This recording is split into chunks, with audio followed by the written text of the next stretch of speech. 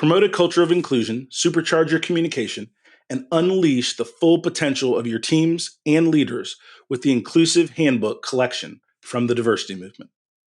As part of the collection, I wrote the Inclusive Leadership Handbook with Kurt Merriweather to empower leaders with tools needed to cultivate a culture that fosters creativity, innovation, and employee engagement.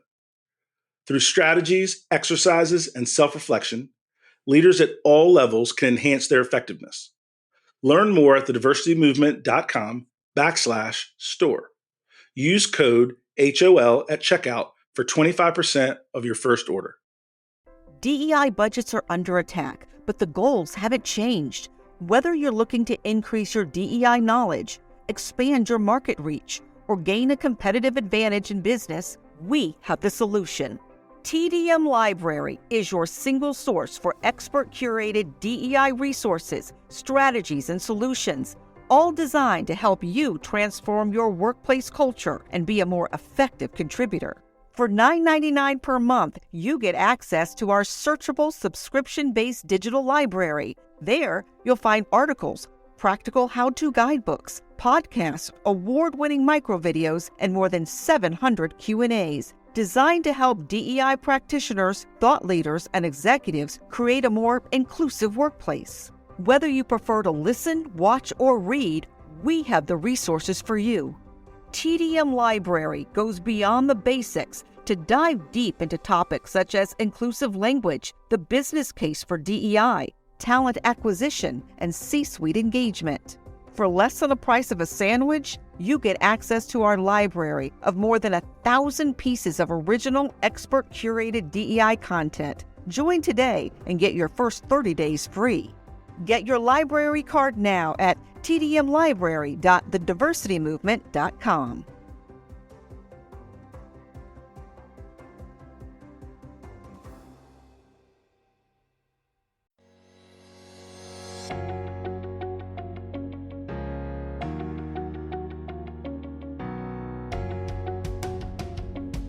Hi, my name is Ciera Thompson, and this is episode 2 of Z Notes. Today we have TJ Oleson, Cassidy Leovic, and Diana Garland with us. TJ, why don't you tell us a little bit about yourself? All right, thanks, Ciera. My name is TJ Oleson, and I am a recent grad from Appalachian State University, where I majored in communication, electronic media, and broadcasting, and minored in marketing. And right now, I'm just applying everywhere, anywhere related to the field, honestly, because it has taken a hit recently due to COVID-19. But I would say my searches have been narrowed down to like anything in production when production opens back up. But right now I'm seeing if I can apply for freelance video editing, videography, a lot of podcast editing prospects too. So cool. Yeah, those are my interests so far. And Diana? Well, my name is Diana Garland. I'm probably the youngest one here, kind of definitely in that Gen Z category. I just recently graduated high school at Panther Creek. Obviously no diploma, not diplomas, but anything in college because I'm not there yet. But I'm planning on studying business and majoring in that, specifically marketing, and seeing where it goes from there. Awesome. Cassidy? I'm Cassidy Leovic. I'm a recent graduate of Appalachian State University, and I actually have just started job training for the job I just got. Definitely, TJ, when you're talking about applying to everywhere, resonated with me a lot, because just every single job that I was interested on the job board just disappeared when Corona came. So yeah, I'm working as a behavioral therapist, a research behavioral technician. It's the official job title for a company in Cary, working with kids who have autism. And that's what I wanted. I had to compromise a few things, like it's a part-time job and it's in Cary when I wanted to be in Durham, but I was just happy to get something with coronavirus. Yeah, very true. Well, great. Thank you guys all for participating in this conversation. We'll go ahead and dive in. So since we are talking about Generation Z, what do you guys want older generations to know and understand about working in and communicating with you? TJ, if you want to kick us off. Sure. So yes, I have some notes. I said I obviously can't speak for all Gen Zers, but I know that the environment I would like to work in is one where I'm like treated with respect and like I guess not spoken down to as a newbie for whatever job market I'm entering in. But also want like the older generations to understand if I don't understand something right away within their company that I'm a fast learner and I'll always find a way to get on the same page with them. And yeah. Yeah, that's something I've kind of heard across the board is that people our age just want to be treated as if we're on the same level as everyone else, even though we're all kind of starting positions in whatever field we're in. But yeah, how about you, Diana? I feel as though older generations have to understand how drastically like different we are in general. But I feel like particularly with learning styles, I personally learn more with having technology around me, like computers and obviously the internet, because that's how I grew up, with technology. So also with communication, it isn't hard to teach me or Gen Z new things, and we shouldn't be treated as, this kind of kid, I guess, since we are younger. But since we did grow up differently, I feel like patience and understanding are definitely required. So, yeah. Yeah, and I think a lot of older generations kind of admire how good our generation is with technology, since you mentioned that. So I think it's almost like they have something to learn from us in that regard of being a little more tech savvy.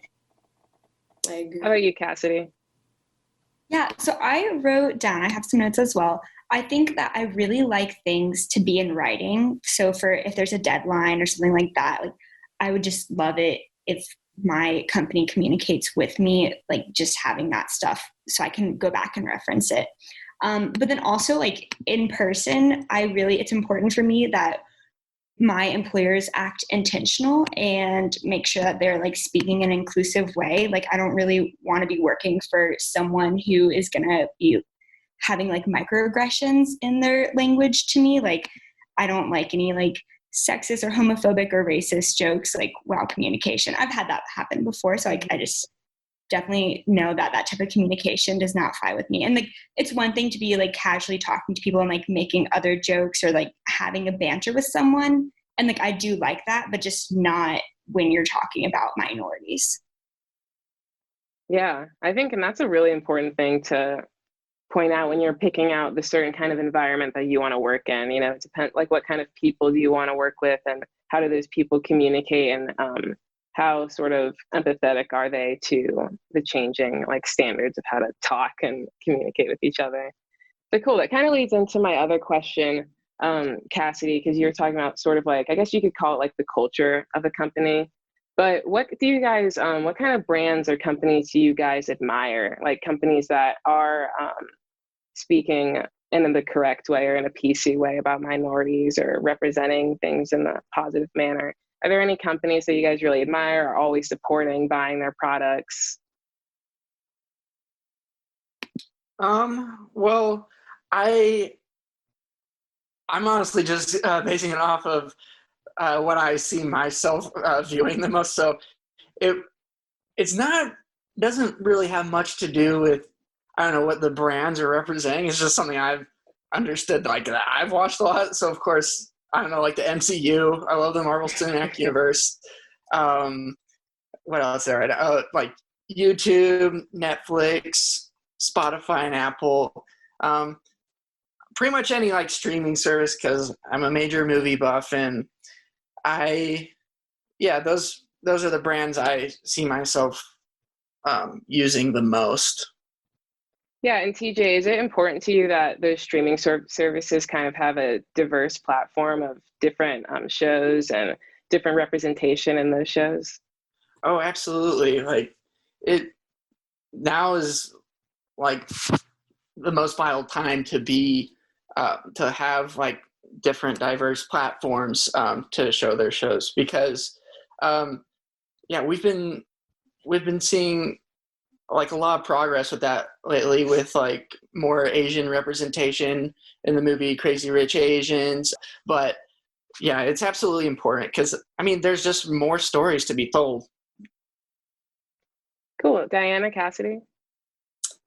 Well, I definitely agree with pretty much everything that he said. I don't follow brands as much as me, kind of just enjoying it. I don't really follow. I mean, I would say the only brand that I really follow is like Nike and Adidas and stuff like that, because I was associated with sports a lot during middle school and high school. So I would always have to, purchase things because it would be the best quality and most comfortable for those sports. But, I also kind of go off of what that company believes in. I'd say like with everything going on right now, like I know Ben and Jerry's just released a whole statement about how they're feeling and their stance. So it'll definitely kind of make me want to purchase one brand more over another, just because of what, that specific company stands for. But I definitely have to agree with me more enjoying kind of what they produce, not really based on a brand. Got it, yeah. And I think just with the internet and Twitter and our accessibility to information and being able to know what companies do stand for, and we kind of see like behind the glass a little bit more. Like for instance, Ben and Jerry's, we know how they feel, we know their opinions and where they stand. And so we're able to kind of make a choice that's more based on that thing than just the product itself. I was just saying, like, you're able to see what their company represents when you follow them on social media. Like you always see what charities or things they're doing on Instagram. And yeah, for brands, really the only brand that I have that's consistent is like Apple products. And I just think it's because when I was in middle school, I wanted the bright and shiny iPhone. And like when I was in high school, I finally got it. And then I was like, oh, well, like I'm going to college. I need a MacBook so it can like talk to my iPhone and I can text through it and stuff. And then like here we are 4 years later and I have an Apple Watch and AirPods too. So like I think they definitely like got me when I was young. Oh yeah. Yeah, I guess that's where the brand loyalty comes in. Right. Yeah, definitely. And that's the only one that I feel like I'm loyal to, other than I really liked Lush a lot just because there was zero waste and everything. But then I was on social media the other day and I saw them handing out some products to police officers and I was like, I'm going to find somewhere else to go now. So if you guys have any suggestions for like products that don't use like waste for them, then let me know. Yeah, no, but that's interesting. Like, I wonder if a millennial or like a baby boomer would feel the same way if they saw a company like supporting a movement that they didn't agree with, if they would immediately then go, I don't trust this brand anymore. Right. Because like I think about like Chick-fil-A. Like I used to love Chick-fil-A, Yeah. Like I'm part of the queer community and they have, and even in the past, say they don't now, which I still don't fully believe, like they were donating to organizations that were like hurting people in my community. Like it was just so easy for me to like turn it off and like not go there, just because like there's so much, even though they have really good food, like more than that. Yeah. I definitely did not. I think it was around maybe a year when I really found out about who they were donating to, because I'm definitely an ally. So I had to stop eating there, which definitely sucks because, as you said, they do have really good food. But until they stopped, funding those specific organizations, then I, started to go back. But, that's still something that heavily influences my decision on, purchasing stuff from them. So likewise, I had to stop because my sister is part of the LGBTQ community, and I stopped for a while, but at times I felt guilty, like caving, because their chicken sandwiches are so good. But no judgment. But yeah, I've definitely I've made it like 2 or 3 years without, but that's a good amount of time. Yeah. But yeah, no, it's really cool how, like we just have a lot of power with our buying choices and who we choose to support. Even like big corporations like Chick-fil-A, it kind of adds up the more people stop and the more they're forced to look at their own agendas. Cool. So this is a quick question. We'll just go around, but rank your favorite social media platforms. What platforms do you use the most? You can maybe do like a top 3. Top 3. Okay. The ones I've been using a lot lately are YouTube, Instagram, and LinkedIn, and TikTok. I know that's 4, but like TikTok always finds a way to distract me from the other 3. I'd say for me, it would probably be Twitter, Snapchat, and then probably a tie for third between Instagram and TikTok. I don't use LinkedIn as much because of how, young I am. I'm only 18, so I'm not really, I have an account, but it'll probably start, building on it as I get older and have more experience. But for the main platforms that I use, I would say those are top 3.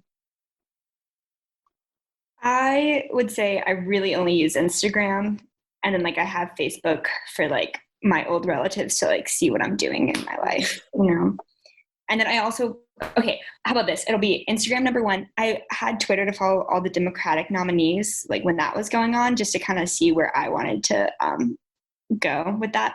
But then now that that's over, I really don't use it as much. And then, so then Facebook sometimes. Gotcha. Yeah, TikTok also distracts me too, TJ. I feel that. Cool. All right. So you guys are each given a magic wand, and you can do with it whatever you want. You can't wish for more wishes or anything like that. But if you could change the world in one drastic way, what would you do? Kind of a no-brainer right now, isn't it?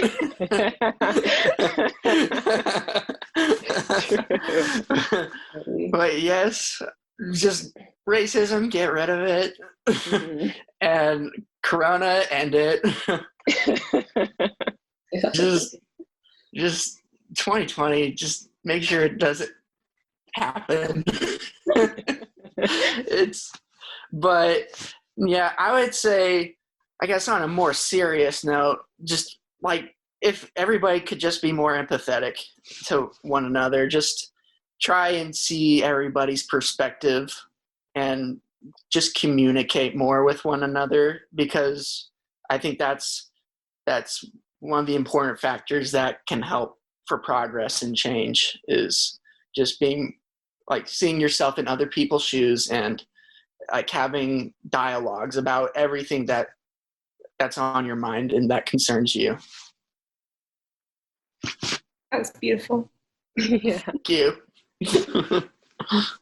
What would you do, Diana? Yeah, mine heavily ties into what he said as well. I definitely changed the views of people in the world, everything that's been occurring, from the protests and the fighting for change, changing people's perspectives and how they feel towards certain races, cultures, backgrounds, sexual orientations. I think if they're willing to be more open and understanding to, definitely Gen Z, but anyone in general, instead of being more hateful, then, the world would just be a better place. Yeah, I would say a nice blanket statement would be, I would end all types of oppression if I had a magic wand. Because I think that would also help with maybe people who can't afford certain resources, or people who are being affected by Corona, and maybe they're being impacted financially by this. I think in America, it's so easy to just get in a lower class and stay there. It's really hard to get out. And so I think we're going to see that with coronavirus. And so just ending all types of oppression for all races, sexualities, gender identifiers, and socioeconomic status as well, and anything else. Yeah, because although COVID-19 is horrible, I've definitely noticed I've been able to reflect more, and I think that's one silver lining out, is just it gives everybody more time to reflect and less time to be distracted, unless it's TikTok, of course. But I just think it gives us more time to think about things and to not take things for granted, and just to think about what really matters. Yeah, for sure. And, that's especially powerful that we have this time during the Black Lives Matter movement, when so many people are changing their opinions and getting more educated and really taking the time to read and have those conversations. So, absolutely. All right. So Gen Z is kind of known to be a little bit more fiscally responsible than millennials were or are. Some people say that it's because they had to watch their parents struggle during the recession. But why do you guys think you yourselves care, or you've seen people around you your age care more about money and financial stability and those kinds of things? Yeah, like as you say, like growing up during the recession, I was taught a lot to save up, and I think I've just always subconsciously preferred saving, because we're a generation that likes to like build and create our own things and be entrepreneurs, and I think we're subconsciously saving up for that idea that we want to build upon or start. And we are more focused on money, but like not in the material sense as we use like the traditional sense where like, you want to get the big house, the fancy car. I think we're more focused on saving it for like our own creative endeavors, and in whatever ways we want to change the world ourselves, we're saving it up for that. Yeah, and that makes me think about how maybe people our age or in our generation save up to have like a certain amount of independence, because not as many people in our generation are kind of craving that nuclear family, like you said, like the big house or the car, but we want to be able to do the things that we want to do, whatever that might be. So yeah. Diana? Personally, I believe that it's all about timing. I definitely know that millennials and Gen Z grew up in two different economic times, and that can definitely heavily change their opinion on how they view money and how they manage it. I know that Gen Z grew up during the Great Recession, so I was young. I don't remember much, but I do remember money being, something that I had to learn to, have a budget and organize, make sure that everything was good. But yeah, and then I know that millennials definitely entered adulthood during it. So like I said before, it's really about timing and how people's views change depending on how they grow up, how old they are, and, kind of what's going on in the world that would make them change their perspective. So. Yeah, so I would definitely say like I am physically responsible because I can see how my money that I save now can turn into more money later. Just like with investing, whether it's like in the stock market or in a mutual fund, and like letting that, like just forgetting about it and like letting it grow for a few years, or like investing in other things that will make property. Like I was looking at buying a house like pre-corona, just to try and like have that gain money, like gain value, and then being able to like sell it off later and like have people living with me so they would pay the mortgage as well, and like cover the whole mortgage. But with coronavirus happening, that's, kind of halted and changed a lot of things. And I think now I'm going to like, what I want to invest my money in is an education, like a master's degree. And like, I'm very like, it was kind of hard for me to answer these questions about like what brands do you use, because I feel like I don't purchase very much stuff often. Like I just moved into a new apartment and almost everything is from the side of the road or from my retweet. What'd you say? Retweet. Yeah. Like, especially right now, everyone's moving out. Like there's so much good stuff. Or like I'm the youngest of two brothers, so I have like a bunch of stuff from their places that I've accumulated. So yeah, like everything, like almost everything I didn't pay for just because I found it for free somehow. And so like just making sure like if I can save money in those ways, then I can be able to have that money grow in others. So that is really inspirational for me to be, because I didn't, like, my family didn't really struggle during the recession of '08. And so, like, I don't think that had much to do with my money standards now. I also think, though, like, the job that I'm going into, like, I want to go into a helping profession, and social work has always interested me as well. So, like, if I'm going to be going into a field that doesn't get a lot of money, then I really need to save now to get myself ahead in the future when I'm not making very much. Yeah. Yeah, because if there's anything I've learned from this year is that nothing is certain, and it's Right. always a good idea to have some amount of savings in your Yes. bank account. So, like, I'm glad that was instilled in me, like, growing up during the recession. You guys each may, not to speak for any of you, but might be in a minority one way or another.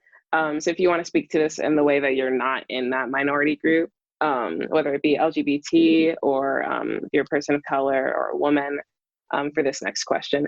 But even gen-zers who don't represent physical diversity, they prioritize diversity. And why is that? Like, why do even, someone who's a white guy, who's straight, still care about the Black Lives Matter movement? Or why does someone who's Hispanic and straight still care about the LGBTQ movement and all that kind of thing, in ways that other generations didn't really care about those different things? I would say it's just, I've grown up in a different time where diversity is essential to any kind of positive growth or change, and you just see more and more diversity in your, like, environment and your surroundings. And I think just diversity is very important to find innovative ways to approach and solve problems you wouldn't be able to if you weren't a part of a diverse environment. And yeah, that's pretty much, yeah. Diana? So like I've said before, this generation is definitely different from previous generations with ideas and technology and, association or affiliation. So even if you don't fit in a specific category, I know me, I am a Black woman. So that's already kind of two hits that are different than what the world is kind of used to. But even if you don't fit in a category, and let's say that you're just, a male, that's an advantage already. If you're white, that's also an advantage already. You still need to be open. I feel like openness is definitely one of the key factors in, having a diverse community and, learning from each other. You need to respect also other people's, what they want to do. I don't feel like you should be offended. Like I always feel like if it's not you, why do you have such a, strong view on it? You should just let them be happy and respect what they're doing. Mm-hmm. But just being a good person in general, like just respect and, be open to that. Diversity is what's really gonna, push us forward. So definitely communication and just being, as I said before, open. That's really what's gonna, so yeah.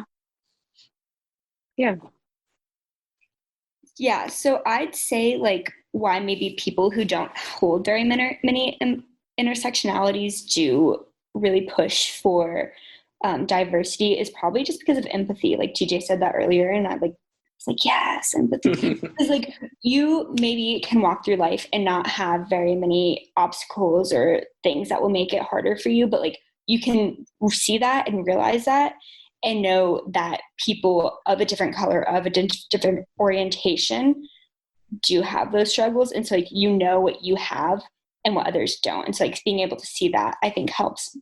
And like personally, like being a part of the LGBTQ plus community, I have been able to see like how just small ways that I have been oppressed, and like you can't even see it on me. Like I think being of color or maybe being trans or like something where like someone can look at you and say, I know that this person is Black or color, like, or of any other color. And like, seeing those things, like that's an immediate judgment right off the bat. Whereas like I'm walking around like, yeah, I look gay a lot of the times, I think, but a lot of people are so close-minded they don't even see that, which is fine. So yeah, I'd say that like it's just knowing what you have and like what your privilege is really helps to see why that needs to be. I'm trying to figure out what to say. Like knowing your privilege helps you to see where others don't have their privilege and why it's important that we do have have diversity in all aspects of our life. Yeah, that's very well said. And kind of like Diana, you were saying about openness, I feel like so many more people who, even if they aren't in all these intersectionalities, are just more open to diversity, and they see, like TJ was saying, all the benefits of it. When you're in a group and it's more diverse, like you're welcoming in so many more positive and different ideas that you wouldn't have had otherwise. So yeah, I think our generation just kind of is, one, more open, and two, has seen the benefits of diversity. And so we're maybe a little more open to that. Yeah, so you guys, we're going to kind of close off this podcast. And if you guys would like to say any last things that you want older generations to know about Gen Z, any final thoughts, any stereotypes about being younger that you're sick of hearing about? Okay, I'd say the only stereotype that I would like Gen Zers to like X out is that we're always on our phone. I feel like I'm not on my phone that much, and I've seen a lot of older people on their phone a lot more than I have. Maybe that's because it just takes them longer to do things. It's a nightmare watching movies with my family. They're always on their phone more than I'm ever on my phone. Like my parents are always Facebooking. Well, I'm like, just watch the movie. Like when we used to do things like back before Corona, it was like everything that we had to do. Like my mom had to post on social media, which like, power to her, but like, yeah, it's just like this whole like novel she had to like write out. Like for my graduation, she like spent more time editing that post than I did on any of my college papers.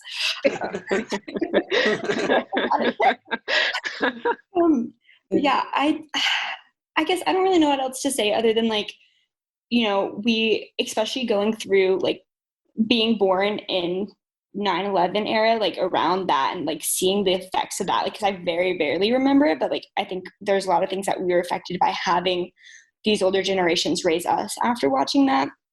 And in the recession in 2008, not the Great Depression, and then now like coronavirus, like I think we're really learning how to be scrappy. Like I think all of us had an idea of what our summer was, or like what our following like post-graduation was going to look like, and that has just been like completely washed away. And like we're going to be resilient, and we're like really going to be, this is going to affect us, but I think for the best, that like we're going to learn how to come back from something like a whole pandemic in this world. So yeah, we're scrappy.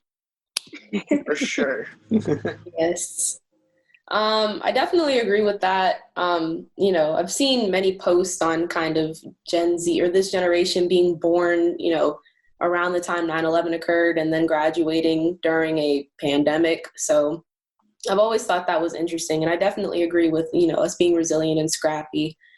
As for a stereotype, there are so many for Gen Z, but I guess the one that I would kind of focus on is me kind of knowing everything about technology, because I'm younger and I'm supposed to be hip to this, as, some of my family says, but personally, I don't know everything. Like if your phone is broken, please don't come to me. Like I don't work at Apple. Like I don't know what to do. I'm probably just going to try to reset it.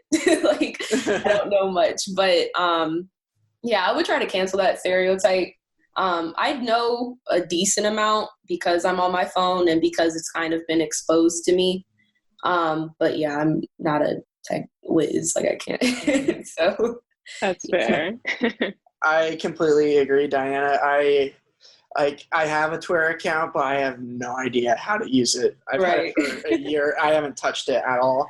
But yeah, for stereotypes, I don't want older generations like confusing like our ambition and like our entrepreneurial ways for being self-centered and entitled. I like, just because we want to work on improving ourselves, I don't want them thinking like it's an entitled mindset. Just us being ambitious and scrappy, like Cassidy said. So Yeah. Well, thank you guys all for sharing your thoughts on this topic and for participating in the podcast. Of course. thank you for having us. This has been awesome. Mhm. Talk to you guys.